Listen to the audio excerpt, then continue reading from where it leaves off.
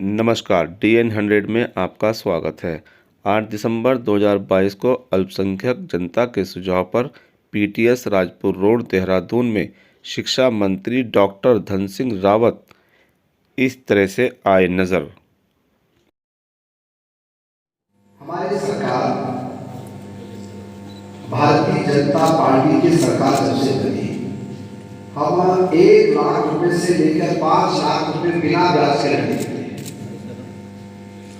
और अभी तक हम 7 लाख लोगों को ऋण दे चुके हैं 5,000 रुपए। तो हम तो ढूंढ रहे हैं कि हम दें किस पर आप एडवर्टाइज दे रहे हैं।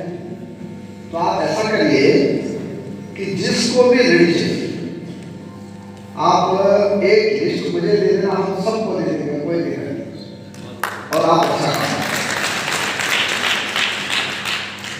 हमारे सोसाइटी भी देते हैं, हमारे बैंक भी देते हैं और हमारे मुख्यमंत्री जी ने और हमारे सहकारिता मंत्री भारत सरकार जो हमें साझे हैं, उनका भी आदेश है कि भाई कोई भी अगर कोई अच्छा काम करना चाहता है तो उसको ऋण देने में कोई दिक्कत नहीं।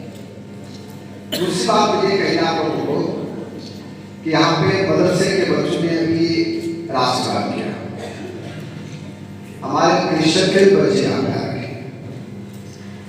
हर बच्चे को अपनी हेल्थ आईडी बनानी है और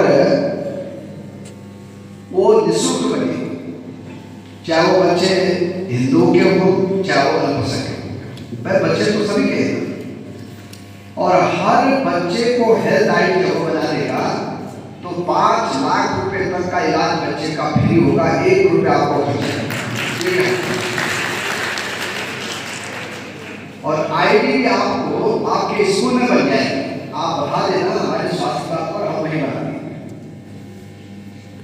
तीसरा, जो हमारे बच्चे सरकारी स्कूल में पढ़ते हैं उनको किताबें फ्री देते हैं, जूते फ्री देते हैं, बैग फ्री देते हैं, साइकिल फ्री देते हैं और उनका इलाज भी फ्री करते हैं और खाना कक्षा 8वीं तक भोजन भी फ्री देते हैं। तो अभी तक 12 लाख बच्चों को हमें चीजें फ्री दी, तो ये भी हमारी सरकार से निःशुल्क है। तीसरा, जो बच्चे मदरसों में पढ़ रहे हैं तो मैंने कहा था मदरसा बोर्ड को भी कहा था, मैंने कभी वहाँ कंप्यूटर की शिक्षा भी दीजिए, बच्चों को फर्नीचर भी दीजिए और बच्चों को उच्च क्वालिटी की शिक्षा अगर चाहिए तो उनका प्रशिक्षण कराएं। तो अगर कहीं दिक्कत हो तो आप मेरे मंत्रालय में बात कर सकते हैं, हम भी आप लोगों को सहयोग कर सकते हैं। तो अच्छी शिक्षा देने में कोई दिक्कत नहीं हमारे राज्य में, ये भी हम कर रहे हैं। फिर यदि कोई भी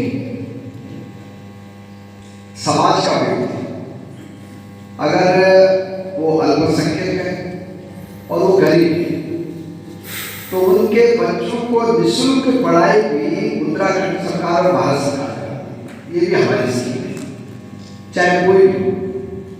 फिर हम लोग स्कॉलरशिप भी देते हैं, अपने अल्पसंख्यक समाज के बच्चों को भी देते हैं, टॉपर्स बच्चों को भी देते हैं, मेधावी बच्चों को भी देते हैं। तो ये काम भी सरकार की तरफ से होता है। फिर अगर आप लोगों को कभी भी कोई दिक्कत हो तो आप डॉक्टर साहब से कह सकते हैं, बछड़ा जी से भी कह सकते हैं, रावत जी से भी कह सकते हैं। और मैं कह सकता हूँ कि सरकार का ये लक्ष्य है कि अंतिम व्यक्ति तक सरकार की योजनाएं कैसे पहुंचे, ये हमारा टारगेट है।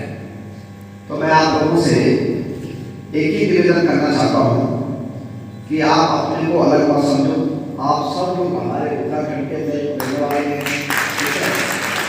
और बैग लोग भी अगर किसी ने पूरा किया है तो मेरे भी है, चाहे वो अनुसूचित जाति का बैग हो, चाहे वो अल्पसंख्यक का बैग लॉग होगा और चाहे वो विकलांग का, ये भी हमने बोला है। और महिलाओं के लिए तो इतनी स्कीमें हमारे राज्य में कि आप उसका खूब फायदा ले सकते हैं।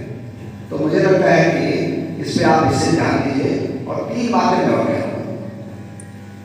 पहली बात कह रहा हूँ कि कोई भी गर्भवती अगर महिला है और उसका जच्चा बच्चा होना है तो उसको 102 नंबर दबाना है और उनके घर में खुशियों की सवारी आएगी और गर्भवती महिला को हॉस्पिटल ले जाएगी और जब जच्चा बच्चा हो जाएगा घर तक छोड़ के आने जाने का क्या है, सरकार ने भी आपको 1 रुपये दिए हैं, ये भी हम करते हैं, सरकार की तरफ से निःशुल्क है।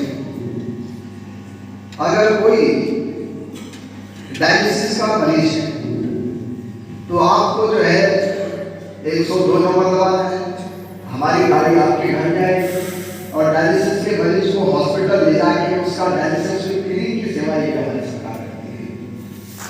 किसी को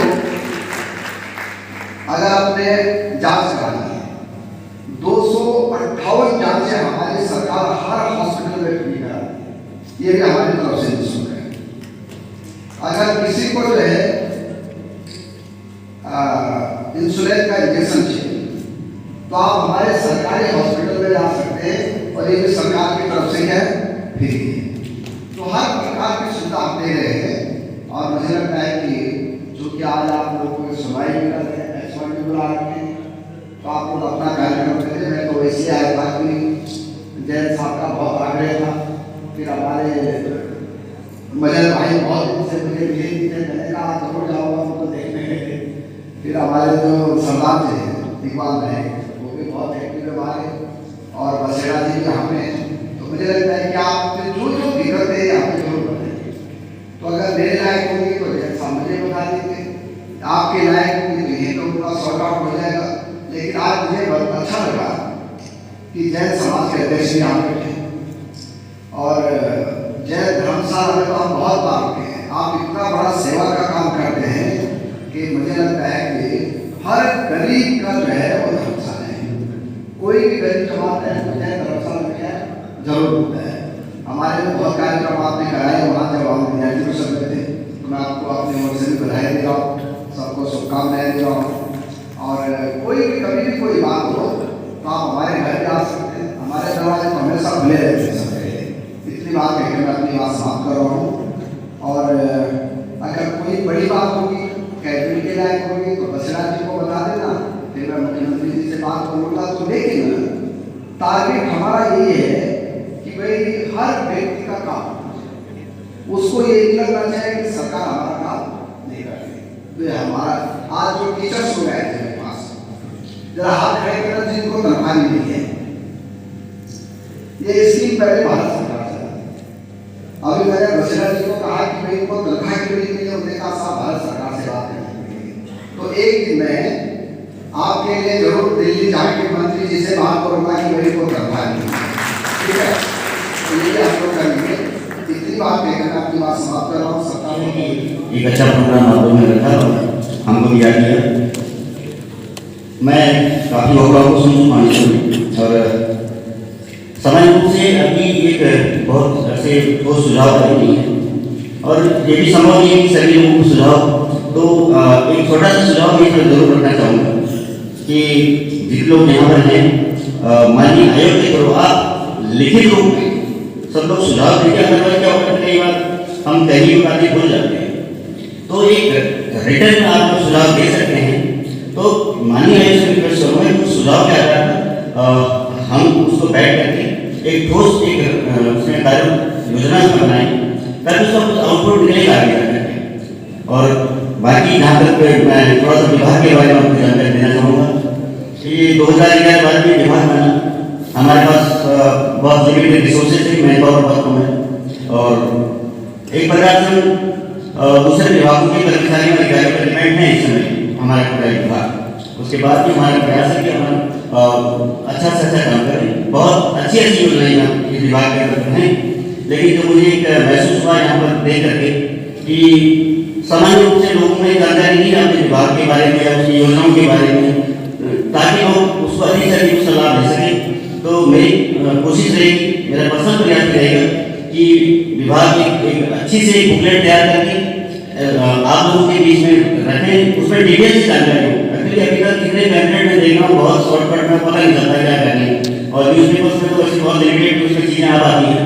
तो डिटेल चीज़ में पूरे विभाग के बारे में आप लोग हमें राय रख सकें। सुझाव कर सकें, एक ऐसा सिस्टम बनाना चाहिए जिससे हम मैक्सिमम उस विभाग को आगे ले जाने का काम कर सकें।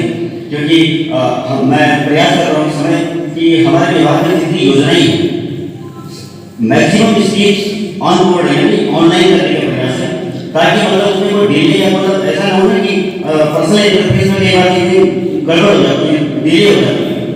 तो इस दिशा में हम काम कर रहे हैं ताकि कोई मतलब डिले ना हो, पूरी ट्रांसपेरेंसी बनी रहे।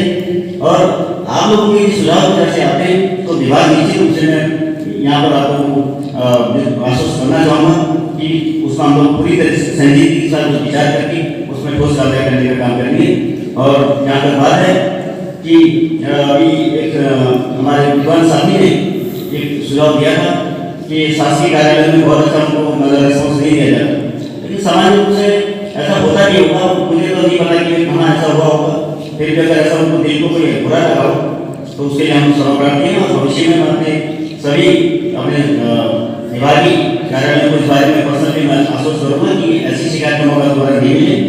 और क्योंकि बहुत शॉर्ट समय है, मैं समझ रहा हूँ माननीय मंत्री जी की बहुत कम समय उनके पास रहता है, बहुत शेड्यूल उनका बहुत बिजी रहता है, और मैं कम से कम समय लेते हुए मैं थोड़ा 2-4 बात और जरूर रखना चाहूँगा।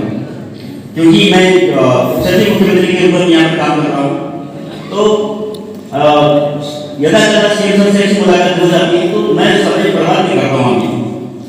मैं अपनी औपचारिकता में जाकर के सीधे सीएम सर से सीधे वही बात होती है जिस बात को मैं देख रहा हूँ, क्योंकि स्पेशली उन्होंने मुझे डायरेक्शन दिया था कि बातों को देखना है। यदि 10 महीने में केवल समझने में थोड़ा इसको कैसे डिस्ट्रीब्यूट कर सकूँ उसका हमने प्रयास किया है, और इसका परिणाम अभी आने वाले 4 महीने में निश्चित रूप से आपको देखेंगे। इसमें मैंने नंबर 1 पर सीएम सर से यही कहा है कि अभी तक पिछले राज्य गठन से लेकर माइनॉरिटीज का कोई बेस लाइन सर्वे हुआ ही नहीं। जब हमारे पास कोई बेस लाइन सर्वे ही है तो हम योजना बनाएंगे कैसे, और जो योजना बनेगी वो उस योजना को कैसे कार्य रूप दे पाएंगे। दूसरा उसमें यह था कि हमारी मैचिंग योजनाएं जैसा मैंने बताया सब ऑनलाइन योजनाएं, लेकिन इसकी मॉनिटरिंग का हमारे पास कोई सिस्टम नहीं है। तो हमने कहा ठोस मॉनिटरिंग सेल हम लोग बनाएंगे, और इसे आईटी सेल बनाएंगे, क्योंकि बिना आईटी सेल के क्योंकि वो ट्रेडिशनल सिस्टम बहुत पीछे रह गया।